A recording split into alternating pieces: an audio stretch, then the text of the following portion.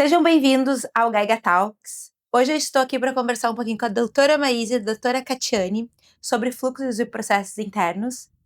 E quando nós pensamos em um escritório de advocacia, automaticamente vem à mente entrega, resultado, excelência. Mas hoje trouxemos aqui um assunto extremamente importante, que é a construção dos nossos fluxos e os nossos procedimentos internos. Vocês que já estão aqui na Gaiga há quase 6 anos, né? Eu gostaria de escutar um pouquinho desse processo e dessa transformação que todo o escritório, não só a parte jurídica, mas todos os setores do escritório passaram ao longo desses últimos anos. Então, Maísa, se tu puder contar um pouquinho de como foi. Primeiramente, agradeço por estar aqui e tratar de um assunto tão importante, né, para o escritório. Eu acredito que os procedimentos internos, eles são a base de uma pirâmide para chegar até o resultado e eles são extremamente essenciais para a operação do escritório. Construir os fluxos, né, juntamente contigo e com a Catiane, ao longo desse tempo, foi um desafio, porque a gente vem num período de aprimoramento, de evolução, em várias esferas do escritório. Então, definir fluxos responsáveis, prazos, organizar documentos, organizar pastas, criar novas soluções, né, e estratégias para o escritório para a gente conseguir oferecer um serviço mais eficiente, porque, de certa forma, os fluxos, eles são importantes também para a gente conseguir entregar um resultado satisfatório, um resultado com excelência para o nosso cliente. Então, eu posso dizer que foi um desafio, mas a gente continua se aprimorando, se atualizando e buscando novas formas de aprimoramento interno. E eu acho também que um passo importante que o escritório deu foi nós termos a área estruturada da controladoria. E tu, Kátia, vou te chamar de Kátia aqui, tu participou dessa construção da área, né, de todos esses processos e fluxos que nós fomos, né, implantando ao longo desses últimos anos. Como que foi? Quais foram os desafios e, mais do que isso, qual é a importância da controladoria hoje para o escritório? Primeiramente, obrigada, né, pela oportunidade de estar aqui. Falar da controladoria para mim é muito fácil, principalmente, né, como tu disse, eu tô desde o início, acompanhando todos os fluxos. Sair da parte administrativa para ir para a controladoria, de fato, quando o escritório iniciou, eu acho que foi importante, não só para os nossos advogados, né? Porque a controladoria hoje é o braço direito dos advogados, tudo passa, eles trabalham de forma conjunta, mas também até para os próprios clientes, porque eu notei que a comunicação direta com eles ficou muito mais facilitada, principalmente na emissão de guias, nos comprovantes de pagamento, seja para informar uma distribuição de um processo novo ou um acompanhamento de citação. Então, hoje eu vejo que a controladoria caminha diretamente com o jurídico. Com certeza.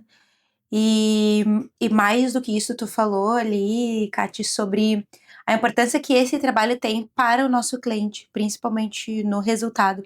E aí queria perguntar para vocês, aí eu não sei se Maísa ou Kati, que é quem ficar mais confortável de responder. Hoje nós organizamos, temos fluxos em todas as áreas, para todas as nossas atividades, mas o que vocês acham que esse fluxo ele é importante para o resultado final do nosso cliente? Ou mais do que isso, hoje muitos dos nossos fluxos eles são proativos e não reativos. E qual a importância disso na entrega, no desenvolvimento do nosso trabalho? Eu acredito que a questão da comunicação com o cliente é um ponto que a gente vem desenvolvendo, né, há um tempo, e inclusive a gente já criou vários fluxos internos. Nós temos definição de responsáveis, de ações, inclusive nós temos o grupo do Whats, que foi criado para facilitar essa comunicação, trazer mais agilidade. Nós temos também a comunicação por meio via e-mail, né, questões mais complexas, e tudo isso a gente criou para trazer previsibilidade e segurança para o cliente. Inclusive, né, outro ponto que a gente vem desenvolvendo também é uma forma de comunicar melhor o nosso valor agregado do serviço. Então, tudo isso é para trazer mais segurança e previsibilidade para o cliente e também para organizar os nossos fluxos internos e trazer transparência e a completude das informações dos serviços que a gente está conduzindo. E, Kate, se a gente pensar em previsibilidade do cliente, como a Maísa estava colocando, e nós termos essa área da controladoria, e modéstia à parte, nossa controladoria ela é muito diferenciada, o que tu acha hoje que nós temos de fluxos organizados e determinados ali na controladoria que antecipam riscos ou que se diferenciam de demais aí escritórios? Realmente, a nossa controladoria, ela é muito diferenciada. A gente acompanha diariamente de algumas empresas os débitos, né? As empresas que possuem mais risco. A gente acompanha também as mensagens do Regularize de todas as empresas, então, de forma de antecipar, né? Se tem alguma notificação e a empresa, porventura, não verificar, a gente olha toda semana, a gente faz acompanhamento semanal dos processos novos das empresas que têm ações distribuídas, então a gente consegue prever que a empresa vai ter essa ação antes mesmo da empresa ser citada. Controlamos diariamente também o Bacen, se tem penhora, a gente tem um controle super rígido com essa questão, então a gente tenta deixar o nosso cliente tranquilo, né? Com esse Que é o acompanhamento nosso diário. objetivo, né? Exato, que é o nosso objetivo. Então, ali no nosso setor da controladoria, dificilmente a gente vai ter algum erro, né? Porque o nosso fluxo é não errar, é sempre estar antecipando qualquer problema que o cliente possa ter. Ah, perfeito. Mas para chegarmos até aqui, hoje estamos com os fluxos bem estruturados, Maísa. Como que foi desenvolvido? Qual foi a dificuldade, os obstáculos? Como que foram construídos esses fluxos? Bom, para construir esses fluxos, né, que hoje eles estão muito mais alinhados ao nosso objetivo, a gente passou por vários processos. Geralmente, a gente, quando identifica algum ponto que precisa ser melhorado, reúne as equipes ou reúne uma equipe específica, tenta debater, tenta entrar na operação, o que é muito importante. Geralmente, nós ali como gestores não estamos integrados na operação, então por isso que a gente conversa com a equipe está muito mais adentra as atividades do dia a dia, a rotina, então a gente debate, conversa sobre estratégias, conversa no melhor resultado para atingir o fluxo, define quem vai fazer determinada ação, define prazos se necessário. Então é todo um complexo e uma estrutura, né, que a gente utiliza para conseguir construir esses fluxos. Mas se nós pensarmos e até foi uma conversa que eu estava tendo com o Francisco anteriormente, nós temos muitos fluxos, né? Nós temos vários processos bem desenhados. Isso não deixa muito burocrático as atividades do dia a dia? Como os colaboradores eles enfrentam, eles recebem esses fluxos? Realmente a gente tem uma quantidade bem elevada de fluxos, né? De início, eu acredito que a equipe tenha ficado com um pouco de receio, principalmente por achar que o trabalho fique muito engessado, mas com o passar do tempo a gente percebe que isso é muito importante até para o nosso cliente, né? Porque a gente precisa assegurar que qualquer atividade que a gente faça fique bem feita e a gente consiga cumprir o nosso objetivo.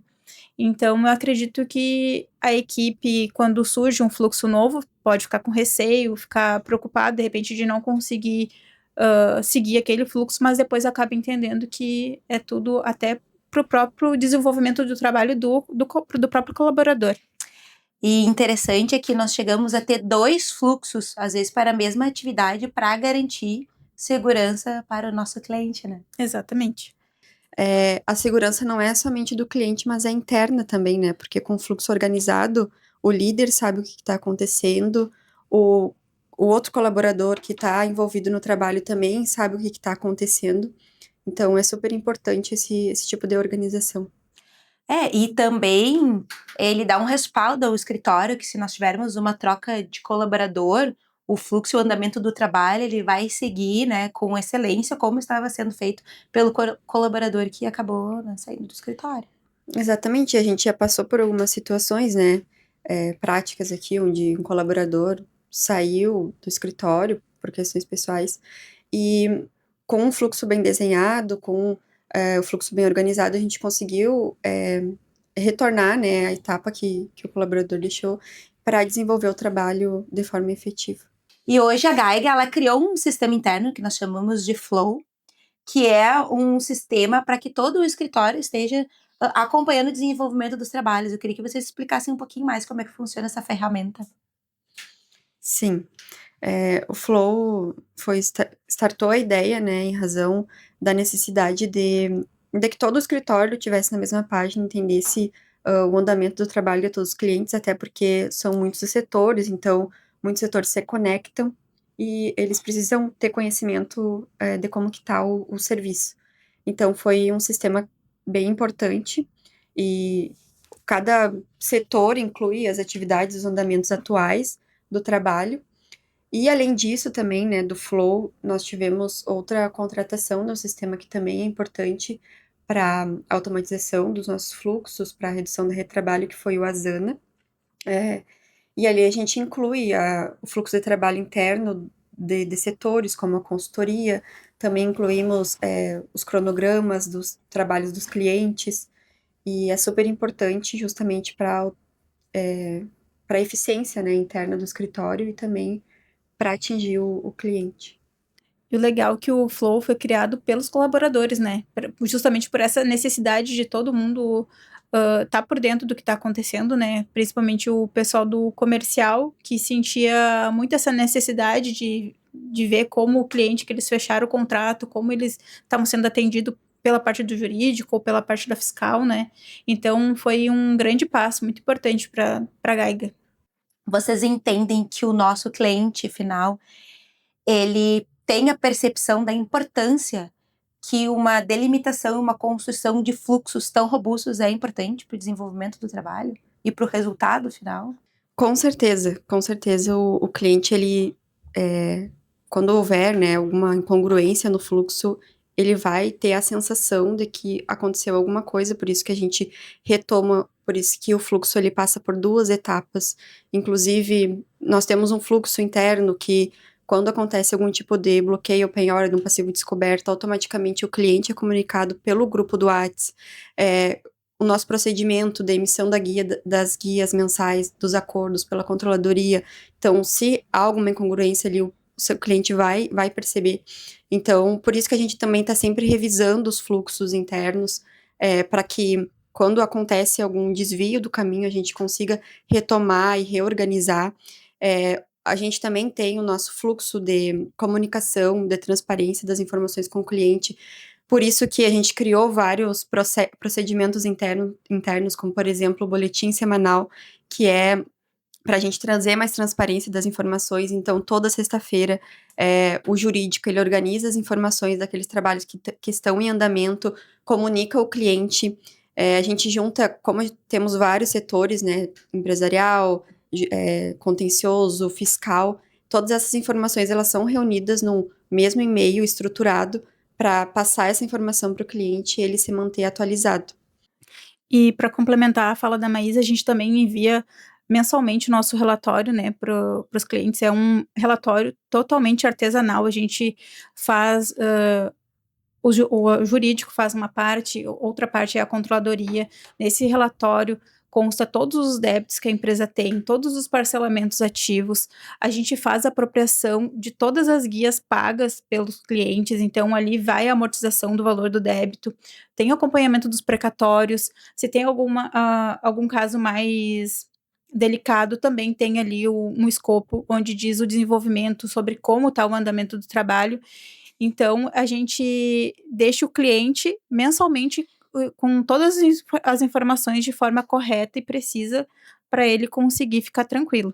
E fora que o nosso relatório é muito lindo, né? É verdade, a gente faz personalizado. Além de ser bem estruturado, ele é muito bonito visualmente. Parabéns pro nosso marketing. E por fim, a última pergunta que eu tenho para vocês é: uma empresa que hoje não tem fluxos definidos, não tem fluxos delimitados, muito menos estão desenhados num documento, o que você sugere? Como começar? Como desenvolver o fluxo? O que é importante analisar? Primeiramente, né, identificar o gargalo, ver onde está o problema, né, conversar muito com a equipe, Afinal, é a equipe que lida diariamente com esses problemas, então nada melhor que eles para saber o que está funcionando ou o que não está funcionando. Escolher responsáveis, isso faz toda a diferença, porque quando ninguém é responsável, nada é feito. Então, ter uma pessoa responsável, principalmente para cobrar os fluxos, porque sem cobrança, as pessoas acabam esquecendo os fluxos ou não cumprindo do jeito que deveria cumprir, pulando alguma etapa. E isso, se pular alguma etapa, pode prejudicar lá na frente. E o principal é ter uma pessoa responsável, né, para cuidar desses fluxos. Ficar em cima das pessoas até que isso vire cultura. Exato. Depois que vira cultura, né, tudo tende a andar sozinho. Exato. Mas a minha pergunta é, e até que vire cultura, Maísa? Como que tu vai startar essa cobrança? Tem que revisitar fluxo? Como que a Geiger fez? Como que a Geiger deixou os fluxos tão bem estruturados que hoje, obviamente, tem controle e tem cobrança, mas hoje nós já temos uma cultura muito bem estabelecida em cima dos nossos processos. Eu acredito que para um fluxo ser cumprido de forma efetiva tem que existir treinamento constante. Então, por exemplo, como a gente faz muitas vezes nas reuniões dos jurídicos, a gente retoma os fluxos que a gente construiu até para o pessoal recapitular, e quando um fluxo não está sendo tão adequado, a gente conversa com a equipe, revisa aquele fluxo. Então, eu acho que é treinamento. É criar o fluxo e treinar, até que a pessoa ela vai interiorizar as ações que ela precisa concretizar.